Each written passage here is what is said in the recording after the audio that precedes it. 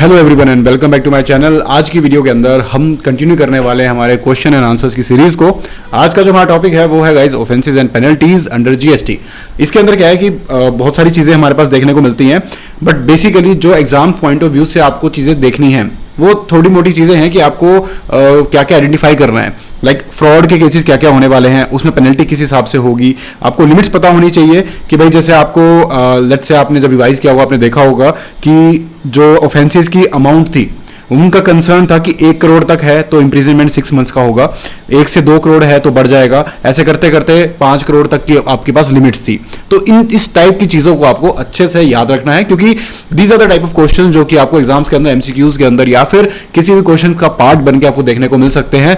ये इसका एक क्वेश्चन आपको डिमांड एंड रिकवरी के चैप्टर के साथ भी अटैच होकर आपको इसका क्वेश्चन देखने को मिल सकता है। स्टडी मटेरियल के अंदर बहुत ही बेसिक से और थोड़े से लिमिटेड नंबर ऑफ क्वेश्चन यहां पर दिए गए हैं, बट स्टिल इनको हम अच्छे से डिस्कस करते हैं। सो गाइस, सबसे पहले what is the quantum of penalty for an offence mention under section number 122 subsection 1, 122 1A and section 122 subsection number 2।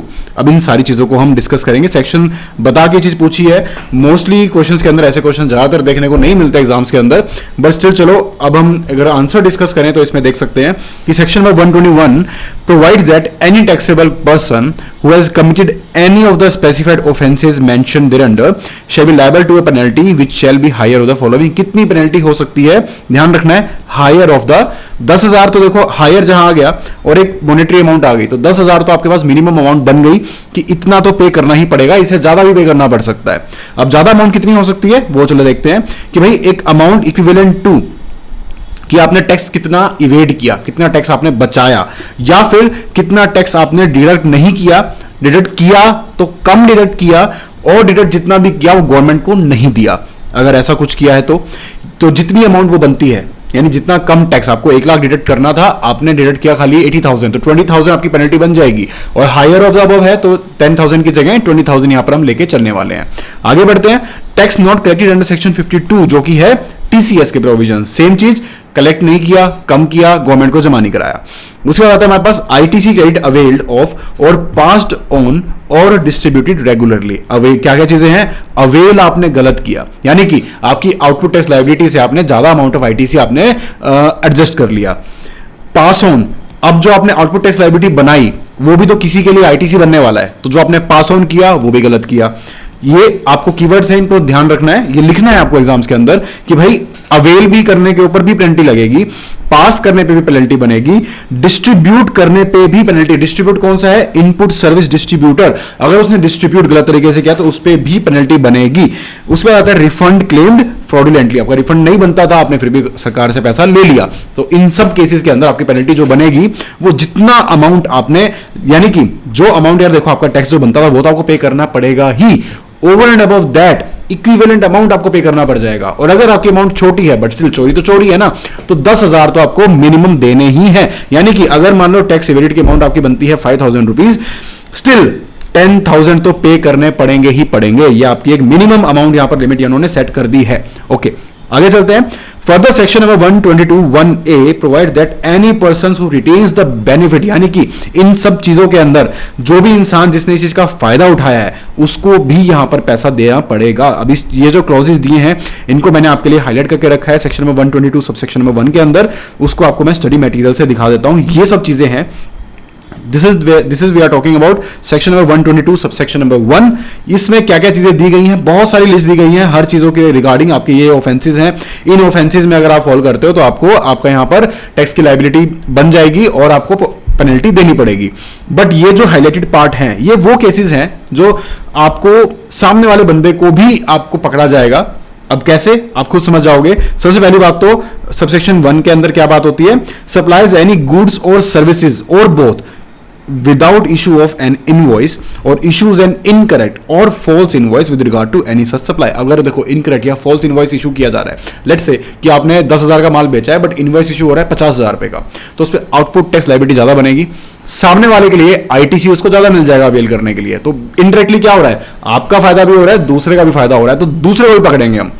Next बात आती है कि इश्यूज एनी इनवॉइस और bill without supply of goods and services. कम तो छोड़ो, आपने सप्लाई ही नहीं किया, आपने बस इनवॉइस रेज कर दिया, तो सामने वाला आईटीसी क्लेम कर रहा है, तो सामने वाले को पकड़ेंगे। गलती आपने करी है, आपने बिना इनवॉइस, बिना गुड्स को बेचे इनवॉइस रेज किया है, लेकिन फायदा सामने वाले को भी हो रहा है, तो आप दोनों पकड़े जाओगे। अगला पॉइंट देखते हैं यहां पर कि भाई आईटीसी की बात आ गई, आपने यूटिलाइज आईटीसी गलत किया, दैट मींस कि भाई पीछे वाले ने आउटपुट टैक्स लायबिलिटी बनाई थी तो उसको पकड़ेंगे। आपने आगे पास ऑन गलत किया तो सामने वाले ने गलत यूटिलाइज कर लिया तो उसको पकड़ेंगे। आपने आईएसडी इनपुट सर्विस डिस्ट्रीब्यूटर की तरह आईटीसी डिस्ट्रीब्यूट गलत किया तो जिसको आपने डिस्ट्रीब्यूट गलत किया है उन सबको पकड़ेंगे। ठीक है, टेक्स और distributes input tax credit in contravention of rule number 20, section number 20। Okay, तो भाई ये सारे पॉइंट्स यहां पर दिए गए थे। तो स्टार्ट किया हमने सेक्शन नंबर 122 सबसेक्शन नंबर 1 से, उसके बाद हमने आगे 1A के अंदर ये चीजें दी गई थी उसको भी देख लिया कि भाई किन किन केसेस में सामने वाले बंदे को ही पकड़ा जाएगा। आगे देखते हैं हम उसके बाद कि मोर ओवर अब सेक्शन नंबर 122 सबसेक्शन नंबर 2 किस बारे में बात करता है। Provides that if a registered person who supplies any goods और services on which any tax has not been paid, tax pay नहीं हुआ, कम पे हुआ, या फिर जो अमाउंट थी वो एरोनसली रिफंड हो गई, और where ITC has been wrongly availed और यूटिलाइज्ड। ये गाइस आपको सिमिलर लग रहा होगा, आपने डिमांड एंड रिकवरी के अंदर ये सेम चीज देखी होगी। यहां पर बाइफर्केशन क्या होता है आप समझ ही गए होंगे, दो आने वाले हैं, ये काम फ्रॉडुलेंटली हो रहा है या फिर आपका गलती से हो रहा है। दोनों चीजों में पेनल्टी अलग अलग है। जाहिर सी बात है कि जहां पे फ्रॉडुलेंटली काम होगा वहां पर पेनल्टी आपकी ज्यादा अमाउंट बन के आने वाली है। तो सबसे पहले फ्रॉडुलेंट का देखें तो भाई अगर आपने फ्रॉडुलेंटली वो चीज करी है तो भाई 10,000 और tax due from such person whichever is higher, तो भाई आपका यानी कि 100% ऑफ टैक्स ड्यू और 10,000 विच एवर इज हायर यहां पे बनता है। बट अगर मान लो आपसे गलती से हुआ है तो वहां पर आपको थोड़ी सी रियायत दी जाएगी, जो आपकी टैक्स का अमाउंट है उसका 10% या फिर 10,000 विच एवर इज हायर यहां पर बन जाएगा। तो ये सब चीजें हो गया आपका पहला क्वेश्चन। ड्राफ्टिंग आपको समझ में आ गई, कैसे स्टेप बाय स्टेप आपको चीजों को ड्राफ्ट करना है, इनको आंसर करना है। आगे बढ़ते हैं, ये बहुत ही बेसिक सा क्वेश्चन था, चांसेस थोड़े से कम है इसके आने के, बट ठीक है हमें छोड़ना नहीं है कुछ भी। नेक्स्ट वन आता है mister X an unregistered person under GST purchase the good supplied by mister Y. Facts को मेंशन करते हुए चलते हैं। मिस्टर एक्स जो है वो अनरजिस्टर्ड पर्सन है, ओके। मिस्टर वाई जो है वो रजिस्टर्ड पर्सन है, रजिस्टर्ड पर्सन है, ठीक है। Who is registered person without receiving a tax invoice from mister Y. अब यानी कि मिस्टर वाई ने जो इसको सेल करी है उसमें टैक्स इनवॉइस नहीं इशू हुआ है, ओके। उसके बाद हमारे पास आता है from mister Y this helps in tax evasion by mister Y, यानी कि मिस्टर वाई इसकी हेल्प कर रहा है टैक्स इवेजन के अंदर। A disciplinary action is taken against mister X and an ad hoc penalty of 20,000 is imposed. अब भाई डिसिप्लिनरी एक्शन इसके अगेंस्ट कमिट कर दिया और आपको बोल दिया कि भाई आप 20,000 रुपए दे दो बस। Is impose by passing an order without describing the contravention. यहां डिपार्टमेंट की गलती हो गई, विदाउट डिस्क्राइबिंग द। अब तक ठीक जा रहा था, ठीक है यार आपने गलती करी, आपको पेनल्टी देनी पड़ेगी, लेकिन डिपार्टमेंट यहां पर गलत हो गया कि भाई आप बताओगे भी नहीं उसको कि क्या गलती करी है, क्या क्वांटम बनने वाला है, क्या ग्रेविटी है उस चीज की, आपको क्यों हम पकड़ रहे हैं। तो उन सब चीजों को बताए बिना आपने इन चीजों के बारे में आपको नहीं, आप किसी को तंग कर सकते। For which penalty is going to be imposed and without mentioning the provisions under which penalty is going to be imposed। आपने मूवीज में हर जगह देखा होगा कि जब भी किसी भी इंसान को कोई सजा सुनाई जाती है तो उस केस में उसके सामने उसका सेक्शन कोट किया जाता है कि भाई आईपीसी की धारा इसके अंदर तहत आपको ये सजा मिलती है। तो लॉ का एक बेसिक रूल है कि आप किसी भी इंसान को ऐसे ही धरपकड़ नहीं कर सकते, आपको उसको बताना होगा कि भाई तेरे से ये गलती हुई है, इस सेक्शन में ये गलती हुई है, इसकी ये ग्रेविटी है और ये इसके इंप्लीकेशंस हैं, ताकि वो अपना जो सामने से डिफेंड करने के लिए जो चीजें हैं वो ला सके, अपने आप को प्रूव, अगर वो गिल्टी नहीं है तो प्रूव करने के लायक हो कि भाई मुझे प्रूफ किस चीज के अगेंस्ट करना है। आप रैंडमली उठा के उसके ऊपर पेनल्टी इंपोज नहीं कर सकते। आगे बढ़ते हैं, तो ये सब चीजें यहां पर है। अब इसको हमें थियोरेटिकली देखो, प्रैक्टिकली आप समझ गए हो कि यहां पे हो क्या रहा है और क्या होना चाहिए था। थियोरेटिकली इसको देखते हैं कि इसके अंदर क्या क्या आने वाला है। तो भाई सबसे पहला पॉइंट हमारे पास आता है कि आपके पास no penalty is to be imposed without affording an opportunity of being heard. पहली बात तो आपकी बात को सुनेंगे कि चल ठीक है यार, हमें लगता है तेरे से गलती हुई है, क्या तुझे लगता है और क्या लगता है कि भाई गलती क्यों नहीं हुई है, वो बता दे हमें। The penalty is to depend on the totality of facts and circumstances. हर चीज को ध्यान में रखते हुए पेनल्टी डिराइव होने वाली है। The penalty impose is to be come, जैसा कि मैंने आपको बताया कि अगर वो फ्रॉड की इंटेंशन थी तो पेनल्टी ज्यादा होगी, अगर फ्रॉड की इंटेंशन नहीं थी, सिर्फ एक गलती थी, तो पेनल्टी कम होगी। तो वो डिसाइड करने के लिए आपको फैक्ट्स एंड सर्कमस्टांसेस देखने पड़ेंगे, आपको डिटरमाइन करना पड़ेगा कि भाई फ्रॉड था भी या नहीं। ओके, सिवियरिटी देखेंगे कि यार कितना सिवियर है, वही फ्रॉड वाली बात आ जाएगी. The nature of the breach is to be specified clearly in the order imposing the penalty. अब नेचर ऑफ ब्रीच क्या है, जैसे हमने लिस्ट पढ़ी थी ऊपर कि भाई tax not paid, short paid, erroneously refunded, ITC wrongly availed, ये सब नेचर ऑफ ब्रीचेस है, अलग अलग टाइप के ब्रीचेस है. तो वो बताना पड़ेगा कि यहां पर तेरे से ये ब्रीच हुआ है. ओके, और the provisions of law under which, यानी कि भाई बता दो सेक्शन 122 के अंडर ये चीज आती है और आपने ये गलती करी है तो आपको इस चीज के ऊपर टैक्स बनेगा, और आपने फ्रॉडुलेंटली किया तो आपके ऊपर ज्यादा आपको पेनल्टी देनी पड़ेगी. तो भाई ये सब चीजें हैं, बहुत ही बेसिक चीजें थी. बट हाँ, ये जो ऐसी चीजें हैं ना, ये एग्जाम में आ जाती हैं जो आपने 6th क्वेश्चन यूजुअली अगर आप देखेंगे तो उसमें आपको देखने को मिलेगा थ्योरेटिकल चीजें, तो वहां पर ये चीजें पूछी जाती हैं. और अगर आप देखेंगे तो these are so much related to the practical life कि आपके लिए इसको याद करना, रिटेन करना बहुत ईजी है. और 6th क्वेश्चन मैं आपको बताऊंगा कि आपको अटेम्प्ट करना चाहिए क्योंकि कम टाइम कंज्यूम करता है. और अगर आपको चीजें फॉर श्योर पता है, लाइक दिस क्वेश्चन अगर ये 4 मार्क्स का आता है तो आपको डेफिनेटली अटेम्प्ट करना चाहिए. या फिर आप किसी ऐसी सिचुएशन में है कि आपको पता है कि आपको एक क्वेश्चन छूटेगा, तो एटलीस्ट ये पार्ट जो है ना फटाफट 2 मिनट के अंदर लिख सकते हैं. तो ऐसी चीजों को आपको पढ़ना जरूरी है, इग्नोर नहीं कर सकते, हल्के में नहीं ले सकते, क्योंकि this could be the attempt sever things. आगे बढ़ते हैं, क्वेश्चन नंबर 4 देखते हैं. अब वो किस बारे में बात करता है कि भाई ये है थोड़ा प्रैक्टिकल ओरिएंटेड सा, और इसको आपको ध्यान से देखना होगा. भाई क्या कहता है ये क्वेश्चन नंबर 4. देखो 3rd यहाँ पर स्किप हो गया, आईसीएस यहाँ पर गलती हो गई है, 2nd के बाद सीधा 4th आ गया, कोई बात नहीं. Examine the implications as regards the bailability and quantum of punishment on prosecution in respect to the following cases pertaining to the month of December CGST Act 2000 under CGST Act 2017. अब क्या हुआ, x ने क्या collect किया 2,45,000 रुपए का, sorry 245 lakh रुपए का टैक्स फ्रॉम इट्स क्लाइंट्स, और डिपॉजिट कितना किया 241 लाख.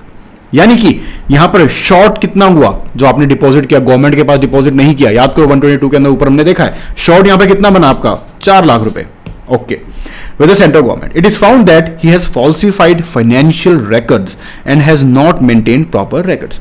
अब देखो इसमें पूछा क्या है कि भाई यहाँ पे implication बतानी है हमें with regard to punishment on prosecution of X and Y for offences. What would be the position if X and Y repeat the offences? It may be assumed that the offences are proved in the court. ठीक है, हम ये लेके चलते हैं कि भाई opportunity of being heard दे चुके हैं, उसका सेक्शन बता चुके हैं, सब कुछ हो चुका है, प्रूव हो चुका है. अब यहाँ पर क्या होगा, तो भाई सिंस यहाँ पर जो अमाउंट इन्वॉल्व है वो 1 करोड़ से नीचे है, याद करो वो जो पॉइंट था हमने देखा था जिसके अंदर आपके पास जो ये ऑफेंसेस हैं कि आपने शॉर्ट पेड किया या पे नहीं किया या काट लिया लेकिन आगे जमा नहीं कराया, तो इन केसेस के अंदर आपको टर्नओवर लिमिट्स दी गई थी. लाइक 1 करोड़ से नीचे है तो नो इंप्रिजनमेंट, 1 करोड़ या 2 करोड़ है तो 6 मंथ्स की इंप्रिजनमेंट, ऐसे करते करते 5 करोड़ तक की लिमिट थी और 5 से ऊपर है तो 5 साल की इंप्रिजनमेंट. तो उन चीजों को रिकॉल करके देखोगे तो यहां पर सिर्फ और सिर्फ जो अमाउंट इन्वॉल्व है वो है 4 लाख रुपए. ठीक है, अब 4 लाख के चक्कर में भैया आपका 1 करोड़ से तो बहुत नीचे है, तो इंप्रिजनमेंट इस वजह से तो नहीं होने वाली क्योंकि आपने शॉर्ट किया है, लेकिन शॉर्ट की अमाउंट बहुत कम है. ठीक है, उसके बाद हमारे पास बात आती है कि लेकिन यहां पर एक चीज और है जो ये कह रहा है कि आपने फॉल्सिफाई किए हैं financial records and not maintain proper records. ठीक है, या तो आपने प्रॉपर मेंटेन ही नहीं किए थे और दूसरी चीज आपने फॉल्सिफाई भी किए हैं, तो इस केस के अंदर आपके ऊपर टैक्स की लायबिलिटी पेनल्टी लगेगी, वो अलग तरीके से लगेगी. तो पहले पार्ट को देखते हैं अच्छे से. पहले पार्ट के अंदर क्या आया कि भाई फेलियर टू पे एनी अमाउंट बियॉन्ड, देखो ये आपको एक्चुअल में ये चीज आपको कोट करनी है, लिखनी है, ये बहुत important examination point of view से कि आपको बताना है कि भाई tax paid beyond 3 months from the due date of payment is specified offence.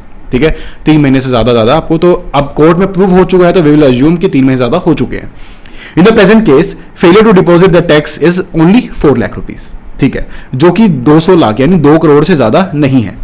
Therefore, failure to deposit 4 lakh at tax will not be punishable with imprisonment. तो यहां पर नहीं होने वाली है, फाइन लगेगा आपको, जो चीजें होंगी. फर्दर अब अगला पॉइंट क्या है, दूसरा जो इसने काम गलत किया, एक के साथ साथ दूसरी चीज भी करी है कि भाई falsification of financial records by X is a specified offence as per section 132(1)(d and punishable with imprisonment up to 6 months. और यहां पर और है विद फाइन और विद बोथ. ये चीजें ना बहुत छोटी छोटी चीजें हैं बट ये याद रखना बहुत जरूरी है. Up to imprisonment of 6 months, not 6 months. और में यानी कि क्या है कि हो सकता है उसको इंप्रिजनमेंट बिल्कुल भी ना हो, सिर्फ फाइन देके बच जाए. और अगर सीवियरिटी ज्यादा है तो ये भी हो सकता है कि उसको फाइन भी देना पड़े और जेल की सजा भी काटनी पड़े. Assuming that the falsification of the records is with an intention to avoid payment of tax due, यानी कि fraudulent intent यहां पर था. तो अगर फ्रॉडुलेंट इंटेंट होगा तो फॉल्सिफिकेशन के अंदर आपको जेल भी हो सकती है, फाइन भी लग सकता है। फ्रॉडुलेंट इंटेंट नहीं हुआ तो जैसा कि हमने देखा था, जैसे 10% वगैरह है, छोटी मोटी अमाउंट का आपको जो पेनल्टी लगेगी वो आपको पे करनी होगी और उसके बाद आप बच जाओगे। अब देखते हैं इसका सेकंड पार्ट। सेकंड पार्ट के अंदर क्या पूछा गया है कि भाई Y collects 550 lakh as tax from its clients but deposits only 30 lakh रुपए। तो भाई यहां पर क्या हुआ, 5 करोड़ से ऊपर है, 500 लाख से ऊपर की अमाउंट है, इंप्रिजनमेंट कितनी बनेगी, 5 साल की। तो यहां पर यह चीज आपके पास आ जाएगी। तो इसको देखें, ये बहुत ईजी है। फेलियर टू पे an amount beyond 3 months establish fact है अपना, 5 साल की आपके पास है, एंड विद, यहां देखो ये है यहां पर एंड विद फाइन। तो इंप्रिजनमेंट तो होगी ही होगी और साथ में फाइन भी लगेगा if the amount is evaded exceeds 500 lakh रुपए। तो यहां पर ये चीज है। अब ये दोनों अगर रिपीट ऑफेंडर्स हैं तो भाई इसमें क्या है कि दूसरे के तो देखो पहले ही सीवियर है, पहले का क्या होगा वो देखते हैं। They shall be punishable for second and for every subsequent offence with imprisonment up to 5 years and with fine in the terms of section number. तो भाई उसके बाद ना मॉनेटरी लिमिट आपके आवाज से हट जाएगी। जो मॉनेटरी लिमिट्स दी गई हैं, यानी कि आप अगर आपको जो थोड़ी बहुत छूट दी गई है कि यार चलो 1 करोड़ से ऊपर का है तो इंप्रिजमेंट नहीं करेंगे, 2 करोड़ तक का है तो बहुत कम करेंगे, ऐसे करके जो आपको लिमिट्स दी गई हैं वो आपको सिर्फ पहली बार मिलेगी। दूसरी बार, तीसरी बार, चौथी बार जब भी ऑफेंस आएगा हम सिर्फ ऑफेंस देखेंगे, चाहे वो 4 लाख का हो, 5 लाख का हो, 10 लाख का हो, 5 साल तक की सजा आपको वहां पर भी हो सकती है। बड़ी अमाउंट है तो उससे ज्यादा की भी हो सकती है। सच imprisonment shall also be of at least 6 months, 6 महीने तो मिनिमम जाना पड़ेगा, in the absence of special and adequate reasons for the contrary to be recorded in the judgment of court। और अगर कोई special and contrary reasons हुए तो सजा आपकी ज्यादा भी हो सकती है। तो ये चीज आपकी यहां पर हो गई है। नेक्स्ट पार्ट देखते हैं। अगला क्वेश्चन आ गया, ये क्वेश्चन कंप्लीट हो गया है। Discuss the cognizable and non cognizable offences under section number 132। पहली बात तो कॉग्निजेबल एंड नॉन कॉग्निजेबल होते क्या है। कॉग्निजेबल ऑफेंस वो होते हैं जिसके अंदर आपका बिना वारंट के आपको जो प्रॉपर ऑफिसर है वो आपको पूछताछ के लिए बिठा सकता है, पकड़ सकता है, बुला सकता है, ठीक है। और नॉन कॉग्निजेबल वो होते हैं जहां पर आपको वारंट की जरूरत पड़ेगी, बिना वारंट के आप किसी इंसान को नहीं छेड़ सकते। तो भाई जाहिर सी बात है कि बिना वारंट के ही प्रॉपर ऑफिसर को अलाउ किया जा रहा है तो थोड़ी सी सिवियरिटी उसकी ज्यादा होगी। तो इन चीजों को यहां पर हमने देखना है। तो क्वेश्चन नंबर 5 किस बारे में बात करता है, किन किन केसेस के अंदर, जहां पर पहली बात तो देखो एक्सीड्स 5 करोड़ रुपए, ठीक है। और 5 करोड़ का जो ऑफेंस है वो किन किन चीजों की वजह से हो रहा है। आपने इनवॉइस के बिना सप्लाई कर दी, issuance of an invoice leading to wrongful availment of ITC, यानी कि आपने आउटपुट टैक्स लायबिलिटी इस तरीके से बनाई कि सामने वाला गलत तरीके से आईटीसी अवेल करा जितना नहीं भी बनता था, ठीक है। Availment of ITC using invoice bill against which no supplies has been made, यानी कि वही सेम चीज जो आप आगे वाले को बेनिफिट दे रहे हो आप वो पीछे वाले से बेनिफिट ले रहे हो, यानी कि जिसने आपको सप्लाई किया है उससे आपने आईटीसी ज्यादा बनवा लिया, आपने ज्यादा आईटीसी अवेल कर लिया, आउटपुट टैक्स लायबिलिटी सामने वाले ने ज्यादा बना के दे दिया आपको।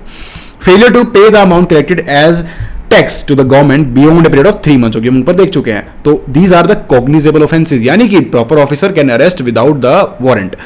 कि हाँ 5 करोड़ से ऊपर की अमाउंट आपकी इन्वॉल्व होनी चाहिए, छोटी छोटी अमाउंट के अंदर आप इस चीज के अंदर नहीं जा सकते, ओके। अब इनके अलावा जो भी चीजें होंगी those are non cognizable offences, ठीक है। आगे बढ़ते हैं।